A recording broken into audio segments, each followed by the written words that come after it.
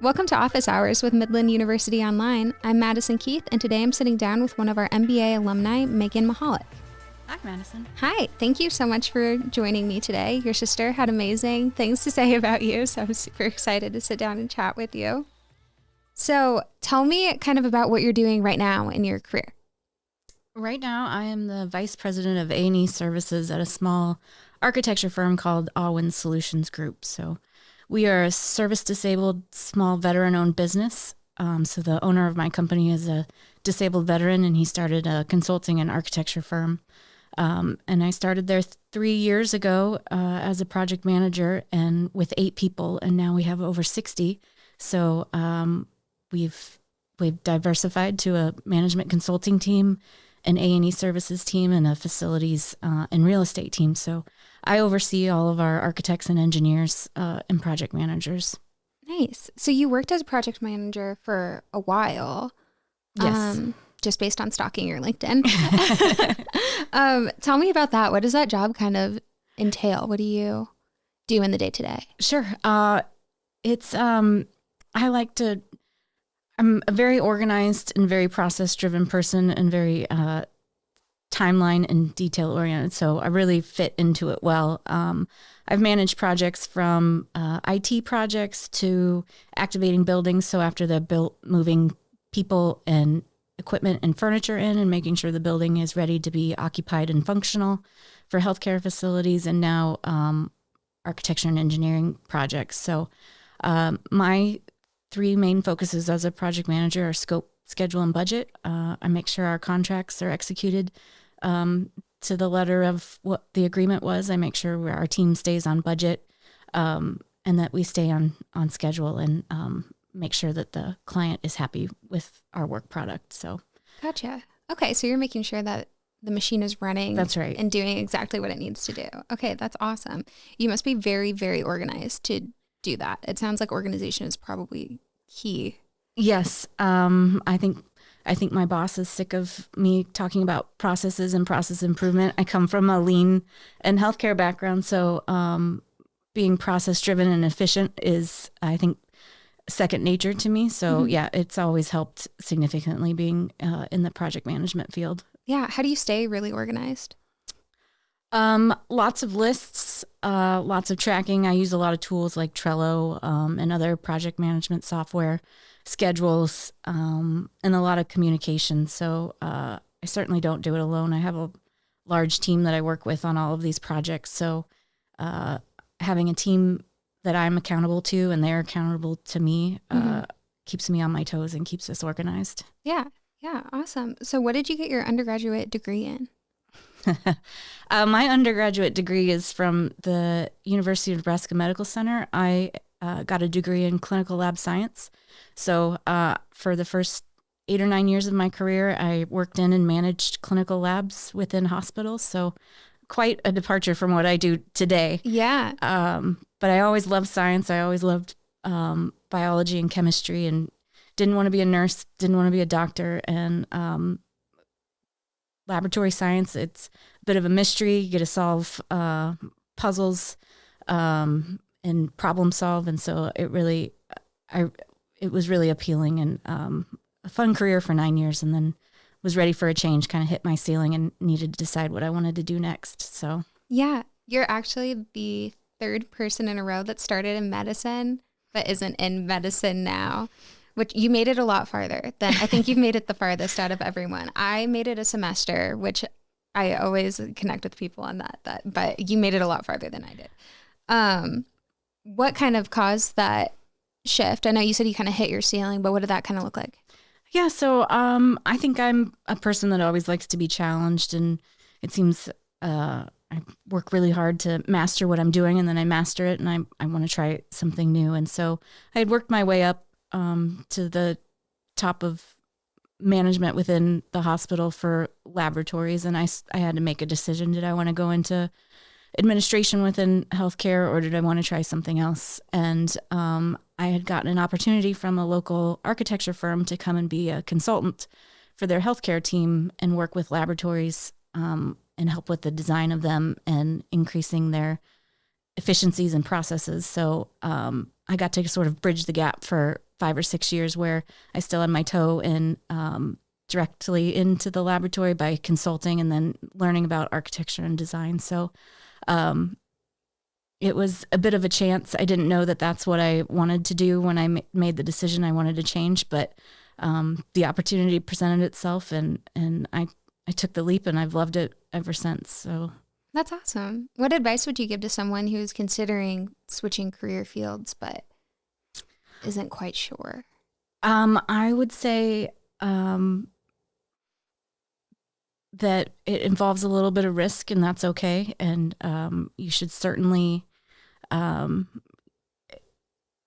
think you should certainly go after it, and just be prepared for a little bit of starting over and feeling like you have a lot of challenges ahead of you. I think I had mastered where I was. I really knew, I was confident. I knew how to do what I had done for so many years. And then moving into a new field, it was starting over. I got to use a lot of my management and problem solving skills, and still my laboratory consultant, but the field of design and consulting was all new to me. So I really had to be humble and be willing to learn and be mentored and work really hard, and it's paid off. What was that transition like for you? What did that feel like, going from knowing everything to being kind of back at the learning stages? Like I said, it was humbling, but I always like a challenge.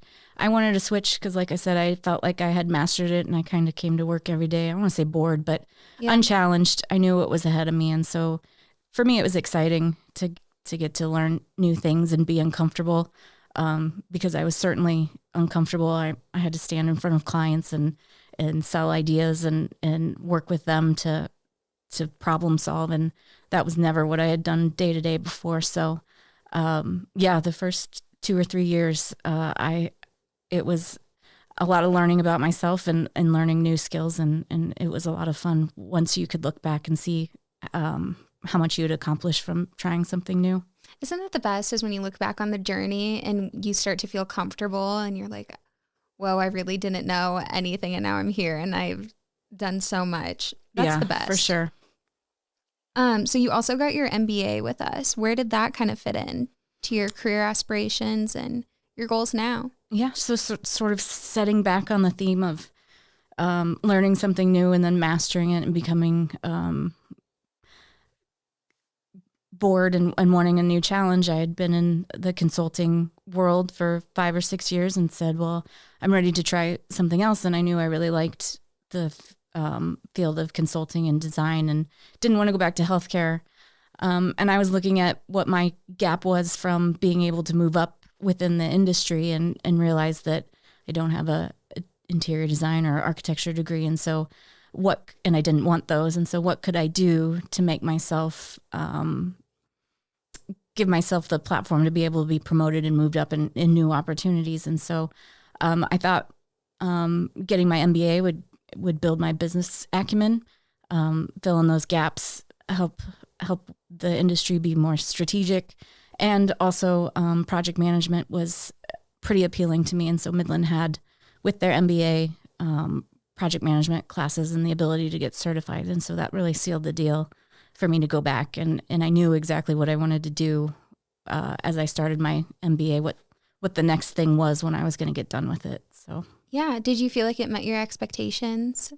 It did. It was great. It was, I think, it's an 18-month program, but I decided to do it in 2 years because I traveled so much for work and I was very busy, and I was scared to commit to such a quick timeline. And so, working 40 hours a week and traveling, but having the opportunity to take a lot of classes online and then meet on the weekends and still have that in-person connection was great.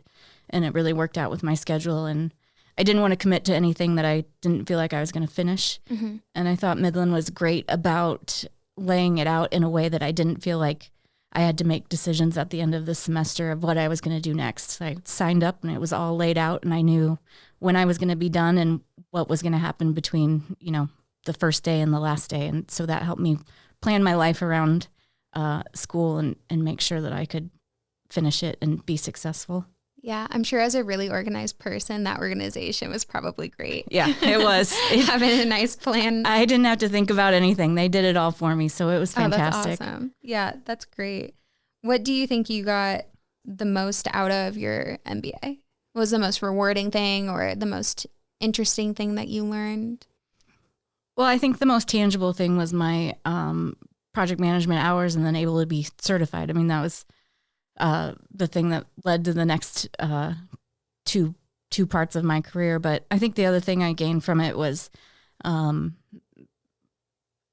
knowing a sense of accomplishment, being an adult and going back to school. I think it had been 12 or 13 years since I had graduated college. And so it was a little daunting to think about going back and doing something like that and committing to it and being successful at it too. And being the overachiever that I am, not just doing it, but doing it very well. And then just getting to meet the people that I got to go to class with. They were all great people. They were all in different points in their lives. So it was a great experience to get to connect with those people. With where I went on to later, I haven't had the opportunity to network or use any of my connections as I move forward, but I certainly know I could probably reach out to them if I needed to today, if I needed assistance with anything. So yeah, that's great. I think with online programs, sometimes it might sound isolating. Mm-hmm. So it's great that you're still able to make connections and network with people. I think that's awesome. Yeah, I didn't want an all online program. It felt like I'd just be reading a book and taking a test and listening to a recorded person on the other side of a computer. So the in-person part of it was great. And it wasn't so much that I had to rearrange my schedule. It was one day, 1.5 days. So it was a nice blend. How did you kind of balance, so you're working full-time and traveling and getting your MBA? How did you manage your time to do that? I guess my organizational skills came into play. And while I had a lot to balance, a lot of my classmates had even more to balance with, families and little kids and stuff. So I didn't feel like my plate was near as full as some of my classmates, and they did great with it. But like I said, Midland did a lot for me in terms of taking a lot of the stress off because they were so great about planning it out. And when I signed up, I knew what I was getting into. Elizabeth, I don't believe she's here anymore, but she really helped. She was there every week in our classes, making sure we had everything we needed. So Midland did a great job of supporting me and I think the rest of my classmates to make sure that we had what we needed. And if we needed more support, they seemed to be there to get us what we needed. So that's awesome. That's always really good to hear. I hear that all the time from so many people, but I'd like to hear it every time. It makes me so happy that people feel not too overwhelmed and that, the advisors are there to help you and make it as painless as possible. So it sounds like you're a lifelong learner. Yeah. Is that I would accurate? say so. It's kind of what it sounds like, just based on your love to achieve things. You said overachiever. So what motivates you though to actually do it? To not just want to do it, but to get signed up, follow through and keep going. I think it's the sense of accomplishment that I know that will come at the end of it. I like a challenge. I like to know that I can take on something that feels daunting or something that maybe people wouldn't think that I should be able to achieve or can achieve, and proving to myself and them that I can do it and do it well. So yeah, I think it's a lot of inside self-motivation. I don't have anyone I have great family and friends that support me. So I want to make myself proud and know that I'm doing the best that I can, and as well as my family and friends. So what's kind of the biggest thing that was a challenge that you weren't sure if you were going to be able to do it, but you decided you were going to do it? Do you have an example? I think making the change from a clinical healthcare position into a consulting role was so far the biggest challenge that I've had. Working inside a hospital and a laboratory, we were never patient facing. I find myself to be pretty introverted. Generally, I'm pretty quiet. And so putting myself out there in front of people, being, the expert in the room that's going to tell you the best way to do something, is not a personality trait of mine at all. So I felt like there was a little bit of faking it until you make it, that everyone just told me to do, that if you stand up there with confidence, people will believe you, and speak with conviction and learn it while you go, and be honest and genuine and build those relationships. And if you make a mistake, it's okay, because you've built that trust with your clients. And so to me, that was, I think, the hardest thing to recognize that I could do, because it was just vastly different from anything I had done previously in my professional career. Right. I think that's so funny that you're introverted and Jody sacrificed you to be on the podcast. That's what an older sister does, right? They torture you no matter how old you are. Oh my goodness, that's so funny. You're like, I don't like to be the one to be saying all of this stuff for here. Oh my goodness, that is an older, as the oldest, that is such an older sister thing to do. So when you're not at work, or you're not in school anymore, but when you don't have all of these things going on, what do you kind of like to do to relax and keep yourself on your toes so that you are ready to take on these projects all the time?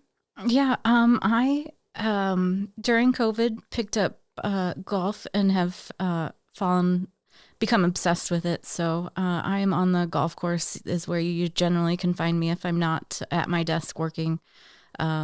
So the summertime is my favorite time of year to get out and enjoy the sunshine and be outside. And my dad golfs, my nephew and brother-in-law golf, my boyfriend golfs. So I get to spend a lot of quality time with loved ones doing it. So it's been a great activity and sport to take up. And in the winter, I try to get away and find somewhere warm to continue to do it when I can. So if I'm not doing that, I'm hanging out with my family and friends and just keeping good company with them.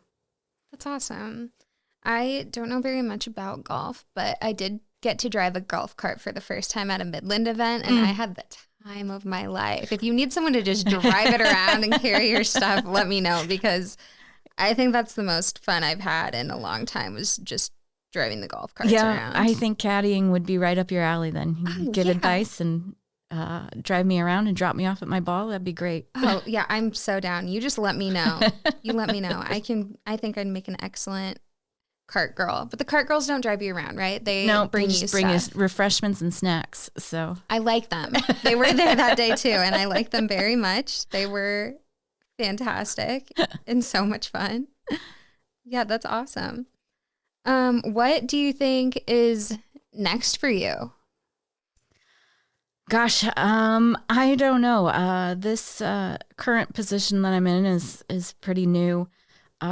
So my main focus is to master it and help Alwyn grow. We serve veterans in the VA, and so it's super rewarding to get to give back.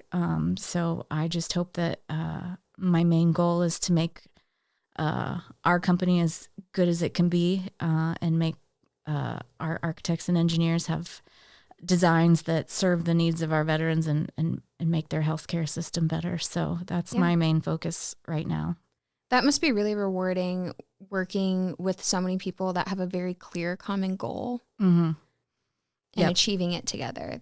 That'd be really rewarding. Yeah. Yes. That's awesome. I love that. So how do you kind of determine once you have mastered something? When do you think you'll feel like I'm an expert?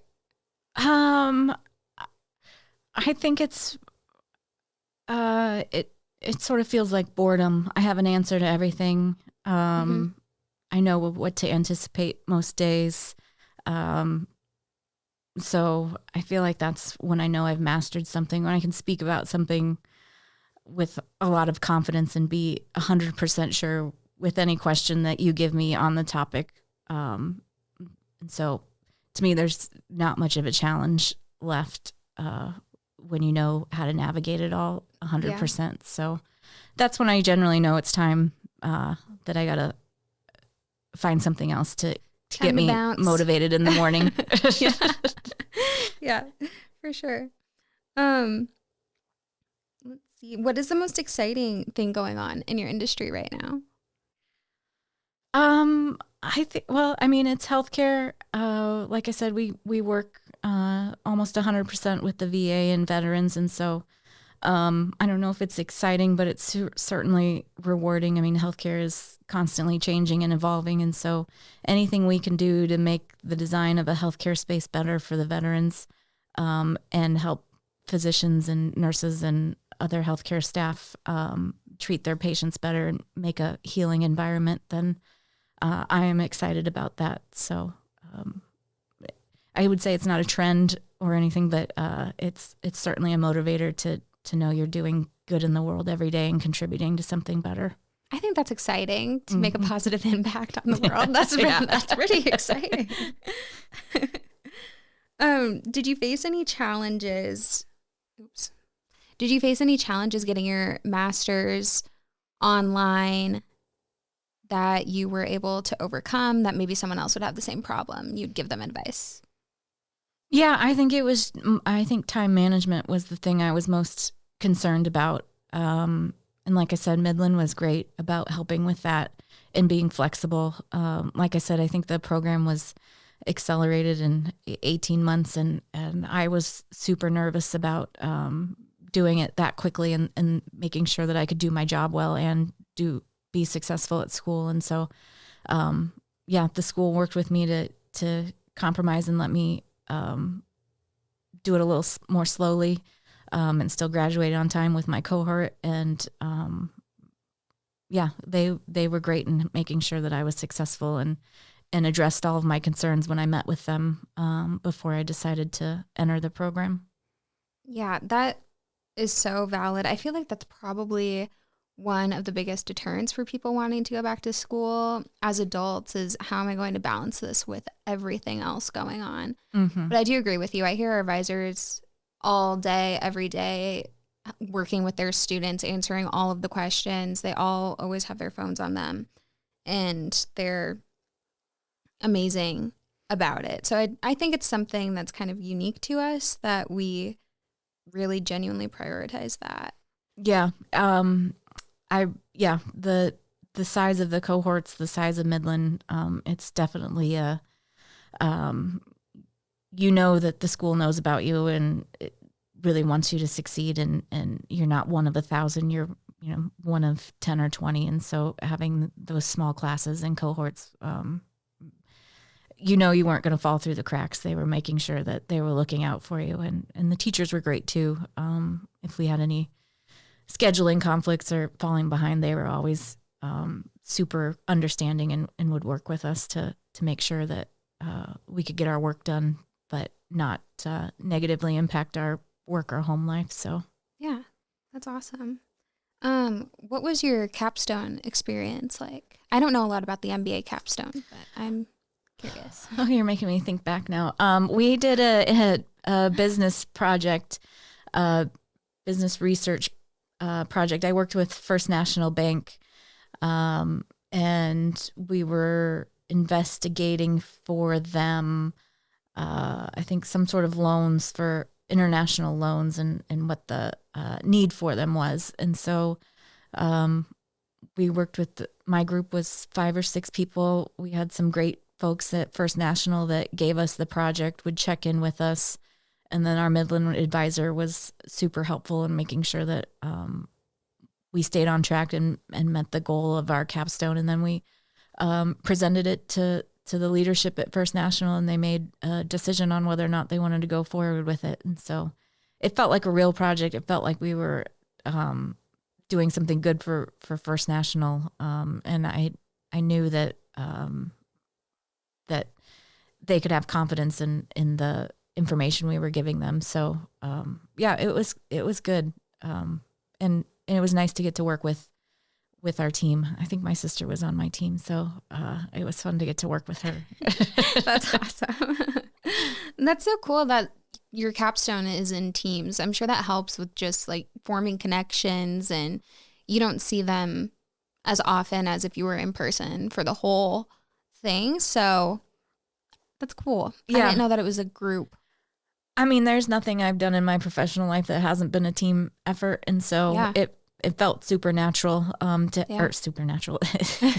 There was it was very natural. And so, it's a great way to confirm that you will be successful in business if you can collaborate and work well together in a team. And, everyone in my group was great, and they were seasoned professionals, and it was, I don't want to say easy because it wasn't easy, but they were easy to work with and made it enjoyable. Yeah, that's so cool. I have met some, we recently had an alumni event, and I met some MBA students, and it's cool hearing everyone talk about how they really genuinely enjoyed working with each other. And everyone comes from different backgrounds, do completely different jobs. But once you're in it seems like it's like this little community, and people are willing to share stories and work together. I saw people who were in the same cohort that was all online that recognized each other just from LinkedIn and were talking. So that was really fun. It was really cool. Why did you settle on Midland for your master's? The program was relatively new. I think I was the third cohort in it. I have a family member that works at Midland and was selling me hard on it when she found out that I wanted to go back and get my master's. But in all fairness, I did look at a couple of places, and it was the hybrid, and knowing that I'd be done in 2 years, and that, like I said, it was laid out in Elizabeth, and everybody was very helpful in getting me organized. And I just liked how it felt small, and that I was going to be looked after and helped, and that I wasn't going to sign up for something and spend a lot of money and then just be forgotten. And if I wanted to quit, no one would say anything. And I never wanted to quit, but I'm pretty sure if I had second thoughts or wanted to drop out after a few classes, that the team at Midland would have sat down with me and tried to figure out how to solve it before they would have let me do that. And I just felt like there was a big support system there, and that was a big selling point. That's a huge selling point. When I start things like that, I'm kind of a flight risk. I never know if I'm going to wake up one day and be like, no, it's too hard. I don't want to do it anymore. Yeah. So, commitment issues. Yeah. Yes, 100%. I would definitely need that support system to be like, okay, it's fine. Let's chill out and figure this out. So that's awesome. Do you think that you'll take any more classes with our MBA for Life program? I never say never. I might. In this new job, I have a lot of new responsibilities that I think some of the classes at Midland could probably help brush up my skills and give me the knowledge I need to succeed, where maybe I'm having some questions or need some guidance on how to make decisions or execute some things. So I haven't taken one yet, but that is also a nice selling point, that you can come back and take classes and continue to be a lifelong learner. So isn't that so cool that you can just pop in and get more information? Once you're in it, you're in it for life. That's right. Yeah. You can come back whenever you want. Yeah. It always comes down to the time thing. But I know, like I said, I know that the class structure works, and I can make time for it if I can commit to it. Yeah. Well, we're always here for you if you ever want to come back. Door's always open. Thanks. I'm not an advisor. I'm acting like I'm like, yes, I will help you. I will set up your classes. No, I don't even think I have access to the software that they use. So it wouldn't be me, but the advisors are there for you. I'll speak on their behalf. So before you go, I have one last question that I like to ask all of my guests, and that is, what advice would you give to someone considering getting their master's with Midland online? To do it. I don't think there'll be any regrets. You learn a lot. You make new friends. I think it gives you all sorts of opportunities in your career, regardless of what you're doing. I think having an MBA makes you super appealing to a lot of companies. They know that you're committed to continuing to be educated and learn new things, and that that you're, I don't want to use the word overachiever, but you're a go-getter. And so there, to me, isn't a negative about it. Awesome. I totally agree with you. Thank you so much for the insight into the program. I don't know really the ins and outs of the MBA, so it was really cool to hear kind of how the structure is, and how I sat down with Amy and she talked about it a little bit too. So I just think it's interesting knowing how all of these programs are so different, but at the end of the day, the advisors are there for you, and it sounds like everything has been very focused on the fact that the students are professionals too, and focused on managing time. So that's always cool. I like learning about it.